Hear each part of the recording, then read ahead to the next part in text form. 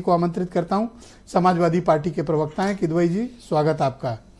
तो ये भूमाफियाओं पर एक्शन की डिमांड आपको भी करनी चाहिए। यहाँ पूरा का पूरा एक वक्फ बोर्ड जो यूपी गवर्नमेंट के अधीन है, राजभर जी उसके मंत्री हैं, वो भूमाफिया है और ये बात मुख्यमंत्री ने खुद कही है। इस पर कार्रवाई होनी चाहिए इस बोर्ड पे।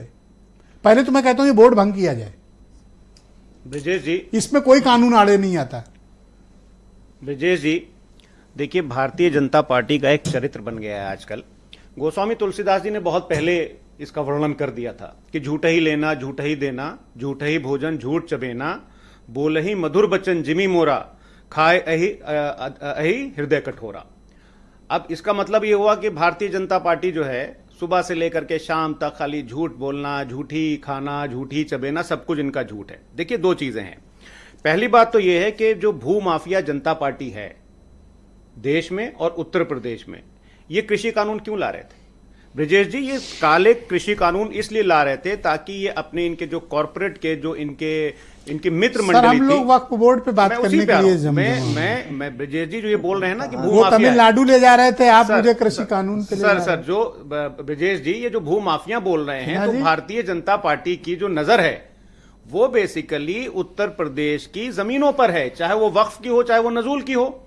अब इन्होंने क्या किया? मेरा सिंपल एक सीधा सवाल है भारतीय जनता पार्टी से कि अरुणाचल प्रदेश के डिप्टी सीएम हैं, उन्होंने अयोध्या में जमीन क्यों खरीदी? उनके बेटों ने, उनके दो बेटों ने 4 एकड़। वक्फ से क्या ताल्लुक है? ताल्लुक है, वो इसलिए है कोई कि ताल्लुक नहीं। अरे भारतीय जनता पार्टी की बातों को घुमा रहे हैं आप ब्रजेश जी। भारतीय जनता, क्या आप मेरे साथ इस डिमांड में सम्मिलित होंगे कि वक्फ बोर्ड भंग करके एंटी भूमाफिया सेल एसटीएफ की इन पर कार्रवाई करे? आप मेरे साथ सम्मिलित होंगे इस डिमांड में? भारतीय जनता पार्टी, हाँ या ना? सर ब्रजेश जी नहीं। अरे सर हाँ और ना में इसका जवाब नहीं हो सकता, क्योंकि भारतीय जनता पार्टी जो है पे एक्शन की मांग कर रहा हूं। अरे सर, भारतीय जनता पार्टी, मैं वही बोल रहा हूं, भारतीय जनता पार्टी जो है वो खाली वक्फ की जमीनों पर नहीं बल्कि हिंदू मंदिरों पर भी इनकी नजर है। अब आप पूछिए साहब, ये मंदिर तो पहले से सरकारों के चंगुल में फंसे हैं। अब सुनिए, मैं आप सही पॉइंट पर ले आए कि आरएसएस के बैठे हुए हैं भाई साहब।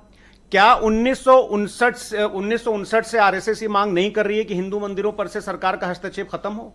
क्या 1988 में अखिल भारतीय कार्यकारी मंडल ने रेजोल्यूशन नहीं पास किया मुझे था? एक बात बताओ, आप घुमाओ मत बात को। जब चीफ मिनिस्टर ने किदवई साहब खुद कह दिया, तो अब क्या बचा? अब तो कार्रवाई होनी चाहिए ना। आप क्यों नहीं इस मुद्दे पर मेरा समर्थन करते हो? देखिए, चीफ मिनिस्टर साहब अगर ये बोल रहे हैं कि वक्फ बोर्ड भू माफिया है, तो सबसे बड़ा फेलियर तो चीफ मिनिस्टर साहब का और प्राइम मिनिस्टर साहब का है। 11 साल से केंद्र में सरकार है, 7.5 साल से आपकी उत्तर प्रदेश में सरकार है, तो आप क्या कर रहे हैं? तो आप चाहते हो कि वक्फ बोर्ड बंद हो जाए, उस पर एफआईआर हो जाए? आप तो ये चाहते हो? अगर कहीं वक्फ बोर्ड में कोई करप्शन हो रहा है, आप ये चाहते हो? नहीं, मैं बिल्कुल नहीं, ऐसा नहीं चाहता हूं। मैं चाहता क्या हूं, आप सुन लिए। अरे ब्रजेश जी, मैं क्या चाहता हूं, आप सुन लिए। मैं चाहता ये हूं ब्रजेश जी कि जितने भी भ्रष्टाचार हो रहे हैं, आपको ये पता मैं चाहता हूं कि आप लोग की सच्चाई दर्शक जान जाए, इसलिए मैं आपके इतना डीपली खनन का काम आपके साथ। ब्रजेश जी, आपके दर्शकों जान गए पब्लिक, उनका भी और आपका भी। ब्रजेश जी, आपके थैंक यू सर। अरे सर पूरा तो करना। सर बोल चुके सर, 4 मिनट हो गए सर। नेक्स्ट राउंड में बोल लीजिएगा। मैं अशोक सिन्हा जी को आमंत्रित करता हूं। आग लगाई इन्हीं के वैचारिक संगठन की है। बहुत